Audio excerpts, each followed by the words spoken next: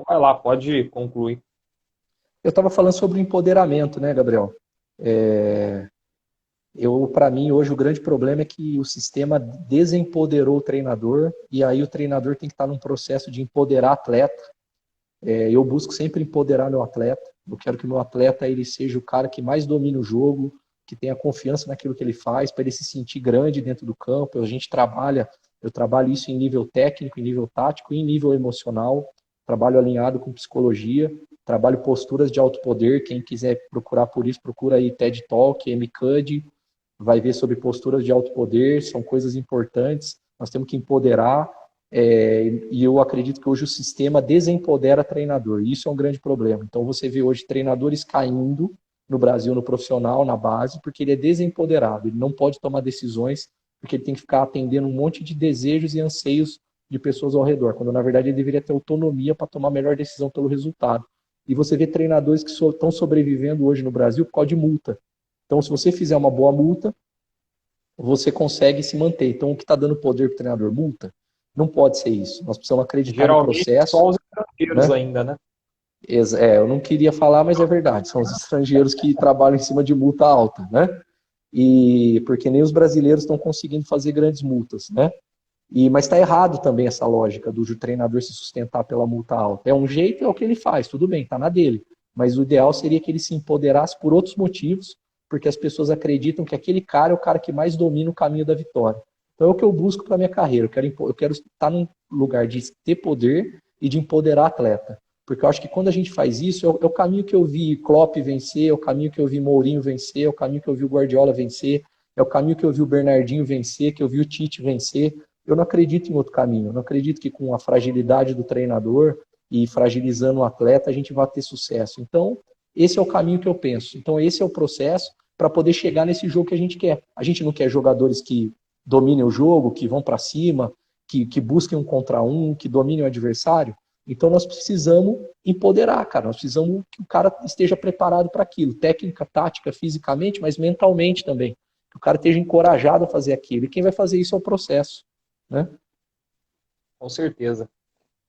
Eu fiz, professor, aqui no meu perfil uma dublagem da apresentação do Klopp no Liverpool, há 6 anos atrás, se eu não me engano. Até o Vanderlei Luxemburgo fez o retweet e foi parar até na Eu ESPN. acompanhei, Gabriel. Eu vi, Gabriel. Eu vi. Então, Foi bem legal isso. Foi bem legal. e nele eu até faço questionamento, né? Imagina se um treinador de Série A chega na apresentação dele e fala, numa coletiva, gente, daqui 5 anos, se vocês me derem tempo, eu ganho um título. Imagina só a reação de todo mundo e da torcida nas redes sociais. Esse questionamento que eu fiz. Daí entra nessa questão do empoderar que você falou aí agora, né? É até engraçado. Exatamente, exatamente. E aí eu fico pensando o seguinte, por exemplo, se eu chegar hoje num grande clube do Brasil e falar, ó, em 5 anos eu venço uma Libertadores, né? Por exemplo, quem vai comprar essa ideia comigo ou vai preferir jogar para a torcida e falar que vai ganhar a Libertadores do próximo ano? Porque é melhor para a torcida, para não ter que esperar 5 anos. E aí você olha para trás e você vê que a equipe está 30 às vezes sem ganhar uma Libertadores. 40, entendeu? Mas ela não quer fazer um projeto de 5. Esse tipo de entendimento, que a gente já falou sobre processo, precisa ser melhor compreendido. Por quê? Eu preciso maturar equipes, cara. Eu preciso maturar. Nós temos histórias do Ferguson, por exemplo, que fazia ciclos de 4 anos no United. Ele sobreviveu lá aos 27 anos dele, trabalhando no United, ele fazia ciclos de 4 anos.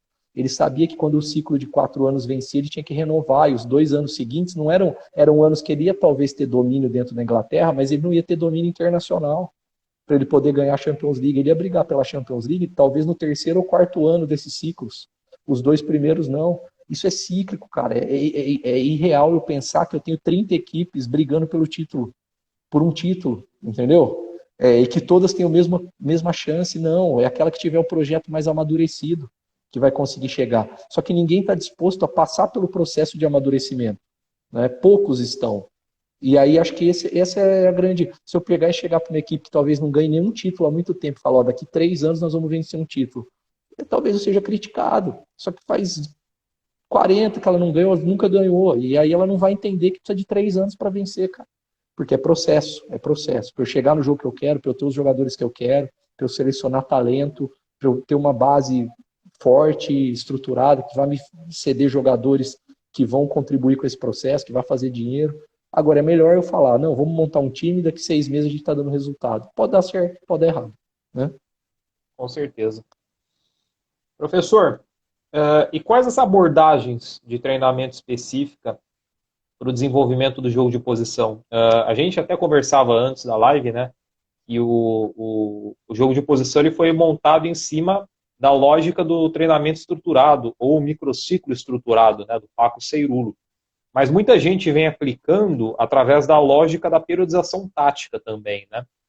Então, eu queria que você falasse dessas abordagens. Até mesmo o Bielsa, né, que não é nem microciclo nem periodização, ele já vai para uma metodologia mais tradicional, né, mais um analítico mesmo, puro. Sim.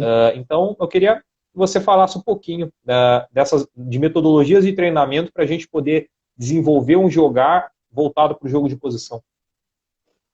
Legal isso, Gabriel, também, porque vamos falar hoje, talvez a gente tenha hoje, vamos pensar em 3 metodologias aí que estão em voga, tá certo? A gente pode falar da periodização tática do Vitor Frade, metodologia portuguesa. Treinamento estruturado do Paco Seirulo, metodologia espanhola. E eu colocaria a periodização de jogo, metodologia brasileira, Rodrigo Leitão. De todas, aquela que eu mais me apropriei de conteúdos e conhecimentos foi a periodização de jogo, pela proximidade que eu tive com o Leitão desde a faculdade, conheço o Leitão há 20 anos, praticamente, a gente tem uma proximidade, trabalhei com ele, participei dessa construção quando ele estava escrevendo o doutorado, então participei da coleta de dados, de tudo que ele fez em relação a GPS, exercício, para poder desenvolver uma metodologia baseada no jogo, que envolvesse as dimensões do jogo. Então, das 3, e por isso que eu te falo, né, acho a priorização tática baita metodologia, acho que ela transcendeu. O treinamento estruturado do Paco Seirulo é construído dentro muito dessa ideia, mas aquela que eu sigo mais é a periodização de jogo. E eu tenho que ter também a seguinte humildade para dizer o seguinte, o Rodrigo Leitão construiu a periodização de jogo, com certeza quem consegue traduzir ela à risca é ele. Então eu digo que eu sigo mais as ideias que eu acompanho, mas se eu for falar quem domina a periodização de jogo mais, é ele, né? Eu conheço ideias, porque eu pensei em construir a partir do conhecimento, né? Minha metodologia. Eu não pensei em construir a partir de uma metodologia. Então eu quero saber sobre todas e aquela que vai mais me adequando. E justamente o que você falou, a periodização tática ela foi construída em cima de ter um jogo mais voltado para princípios, subprincípios, né, como ela foi sendo desenvolvida e a periodização semanal. Tanto que se você for pensar como eu encaixo rondos e jogos de posição na periodização tática ao longo da semana, eu tenho que fazer um ajuste, é claro que dá, porque o ajuste físico, o ajuste cognitivo eu consigo encaixar, mas vão ter dias em que eu vou ter que talvez variar algumas coisas. Já o treinamento estruturado, ele é mais pensado em cima disso, assim como a periodização de jogo. Tem os dias da semana em que alguns rondos, alguns jogos de posição encaixam muito bem. Mas tem dias da semana em que eu preciso de exercícios com caráter de velocidade, que eu posso até utilizar essas ideias, mas não aquelas que são da essência da atividade. Então, ou seja, eu preciso ter adaptações. Então é isso, basicamente é isso. Eu acho que o treinamento estruturado foi aquela que surgiu mais próxima, né, do Paco Seirulo, por ser um espanhol, porém, você pode construir, e nós temos que sempre diferenciar. Modelo de jogo não é periodização tática. Modelo de jogo é uma coisa, periodização tática é outra. Periodização tática é metodologia. Modelo de jogo é conceito de como eu vou construir minha forma de jogar. Jogo de posição é conceito de como eu vou construir minha forma de jogar.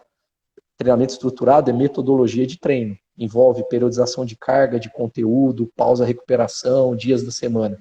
Periodização de jogo é metodologia.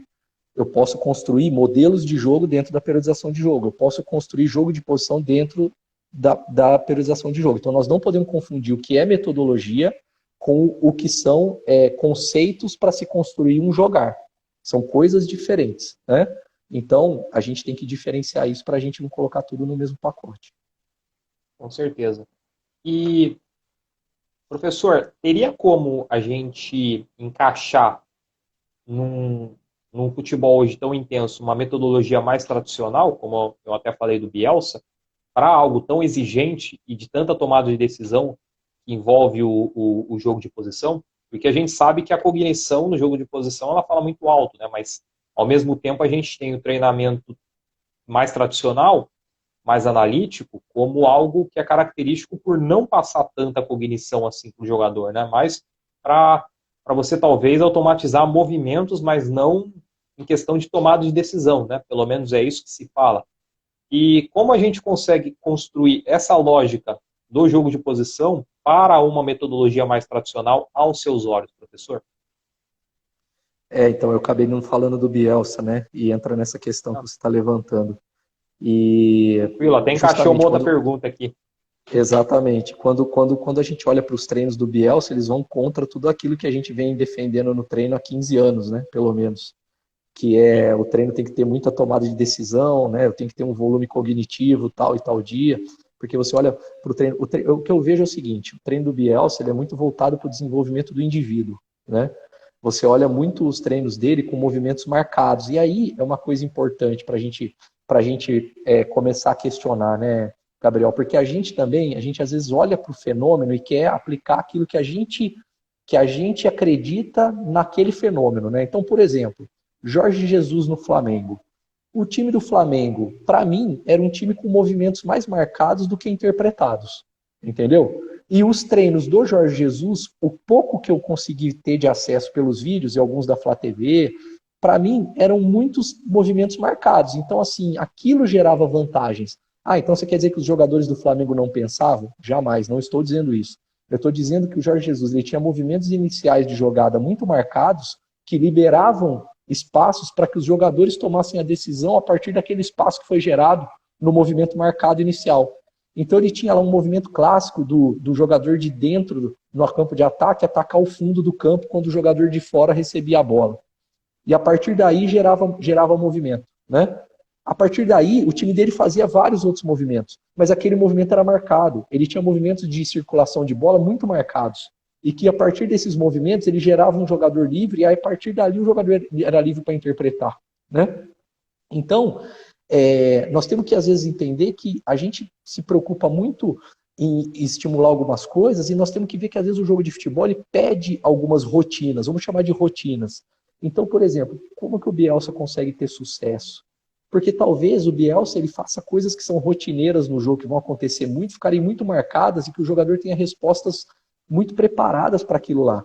E aí a imprevisibilidade do que vai acontecer, ele deixa a cargo do jogador resolver. Só que ele já resolveu 80% com movimentos marcados a partir do treino dele. Por quê? Porque pela experiência, pelo conhecimento, pelo tanto que ele já estudou o jogo, ele é um estudioso do jogo, ele já conseguiu perceber que talvez 80, 85% do jogo é feito com movimentos marcados. Por que será que ele encaixa individual num futebol que todo mundo vai para uma marcação zona? Deve ter um motivo para isso. Talvez tenha a ver com o treino, talvez tenha a ver com essa questão que eu falei do desenvolvimento individual. Os jogadores dele são muito fortes no 1 contra 1 defensivo. Por que será?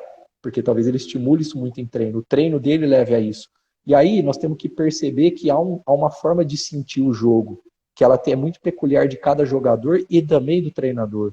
O Jorge Jesus sentia o futebol e o jogo de uma determinada forma. A gente vê pela forma como ele se porta nas coletivas, nos treinos, nos jogos, que ele é um cara que gosta de ter controle sobre as coisas muito grande, que ele gosta de estar ali na frente do negócio. Então ele vai ter um jogo mais marcado. Talvez treinadores que consigam se colocar em segundo plano na hora do jogar, consigam colocar o jogador como protagonista da tomada de decisão. Então isso são questões que a gente tem que avaliar, olhar muito para aquilo que o treinador sente, para aquilo que o jogador sente, como ele percebe o jogo, como que é a intencionalidade dele na entrevista em relação ao treino e ao jogo. Então são percepções que a gente tem que começar a ver que transcendem a metodologia, né, transcendem o jeito de treinar. E finalizando a sua pergunta, o treino analítico ele justamente ficou para trás porque ele não estimula a tomar decisão. Mas se eu conseguir criar exercícios que aparentemente são analíticos, mas que o jogador está decidindo coisas simples que estão envolvidas com o jogo, talvez eu consiga preparar ele para o jogo. Eu, por exemplo, tenho exercícios no meu treino que se você olhar, você vai falar, isso é analítico. Eu vou te falar, não é. Porque o jogador está em estado de jogo, está tomando decisões que ele vai tomar no jogo, só que aquilo está bem marcado para alguma coisa que ele vai fazer no jogo. Entendeu? E que ele vai passar no jogo pelo menos 30 vezes por aquela situação no jogo. Eu quero que ele tenha aquilo bem consolidado nele, porque eu vou ajudá-lo a garantir que 30 vezes no jogo, 25 pelo menos ele acerte. Com certeza. Porque hoje, né, professor, essas falácias todas de que treinamento analítico não pode mais existir no futebol, que hoje o futebol é só tomada de decisão, mas se a gente for pegar, igual você falou mesmo, os treinos do Bielsa muitas das vezes contrariam a lógica da moda que se é dita, mas eu, particularmente, desconheço alguém que melhore tanto a capacidade técnica no jogador igual o Marcelo Bielsa. O Bielsa, mesmo no profissional, ele consegue melhorar jogadores como poucos. Então, é uma coisa que, às vezes, é interessante a gente pensar também, né? Esse negócio de metodologia certa ou errada, né, professor? Só até para complementar essa resposta aqui que Eu acho que você a gente deu. tem que ter conhecimento, Gabriel. Você tem que ter conhecimento sobre princípios de treinamento, individualidade biológica, fisiologia, bioquímica, tomada de decisão, aspectos cognitivos, psicologia, aprendizado, aprendizado motor. A partir daí você avalia. Avalia o que você está vendo. Não avalia com preconceito, avalia com conhecimento, entendeu? Não avalia para ver o que você quer ver. Avalia e justamente olha para isso que você olhou, você falou. O Bielsa melhora muito o jogador dele. Então, em vez de eu olhar para ele e criticar o treino, eu tenho que olhar e falar por que ele melhora tanto o jogador. Tem coisa aí que eu preciso aprender, tem coisa aí que eu tenho que olhar que tem relação com aprendizado motor, com aprendizado cognitivo, com evolução física, evolução tática. E aí? E é isso, cara. É isso que você falou, cara. Concordo plenamente. Legal. Pessoal, eu vou pedir para quem está na live, por favor, tirar um print da tela, tá bom? E fazer um stories, marcando o professor, marcando o entrelinhas do jogo. Quem fizer isso vai levar um repost aqui nos stories, tá bom? Eu vou estar repostando. É uma oportunidade de vocês aparecerem. É uma oportunidade também de vocês darem os créditos aqui, né? Vocês que gostaram aí, com certeza, dessa aula que o professor deu para gente. E para a gente poder estar ajudando também, né? Tanto o professor quanto o entrelinhas do jogo aqui a estar crescendo cada vez mais e trazendo conteúdos aí para vocês. Professor, eu passaria um dia inteiro aqui conversando com o senhor, mas a gente sabe que não é possível, né? Eu queria, de verdade, agradecer muito a sua participação aqui. Gostaria de dizer que foi muito produtivo o nosso papo, tá? E queria deixar as últimas palavras aí para o senhor, para que você pudesse fazer o encerramento da maneira como você achar melhor. E meus sinceros muito obrigados, tá? Pelo conhecimento que você trouxe para a minha formação pessoal e para de muitos outros aqui que nos acompanharam nessa noite de hoje, professor. Obrigado mesmo. Deixo as últimas palavras da live com você. Pô, Gabriel, agradeço demais o convite. Agradeço que, pô, você é um cara que tem conhecimento, escreve coisas boas e você me deixou falar bastante aqui, né? Você fez as perguntas e eu desenvolvi aquelas respostas longas, então agradeço também essa oportunidade de poder falar. Falamos de coisa bem legal, né? Acho que foi um material bem rico. Nós vamos ter ele salvo, né? Vai compartilhar na Entrelinhas, eu vou colocar também no canal no YouTube. Quero agradecer pessoal aí, a gente bateu aí 60, 70 pessoas online o tempo todo, deve ter dado aí próximo de 1.000 pessoas acompanhando a gente o tempo todo. E agradecer o pessoal que acompanhou, um abraço para todos, a gente não consegue responder todos, mas depois entra em contato com a gente. Eu sou meio assim para responder às vezes no Instagram, que eu não sou muito de tecnologias, de rede social, né, com isso. Mas para fechar, obrigado de novo, obrigado pela oportunidade, falar com você aí com você aí do Entre Linhas é muito legal, porque a gente atinge o público que é um público que se interessa por esses assuntos e acho que a gente conseguiu manter um papo de altíssimo nível aqui. E para mim também, sempre que você pergunta, para mim é um questionamento, eu tenho que estruturar, é um aprendizado, ter que argumentar, ter que falar, ter que sustentar algumas convicções, algumas teses e gera reflexões e pode ter certeza que eu vou sair daqui muito melhor do que eu entrei, que esse é o nosso objetivo sempre nas nossas atividades. Um grande abraço para você e muito obrigado. Com certeza, professor. Todos nós sairemos muito melhores aqui de hoje, tenho certeza. Muito obrigado, professor. Muito obrigado, gente. Boa noite a todos. E amanhã a gente volta para mais uma live no Entre Linhas, nessa sequência aí que a gente está fazendo. Grande abraço, professor. Boa noite a todos. Um abraço. Deixa essa live salva aí, professor, por favor, para a gente já baixar logo agora. Pode deixar. Pode deixar. Valeu. Abração. Abraço. Tchau.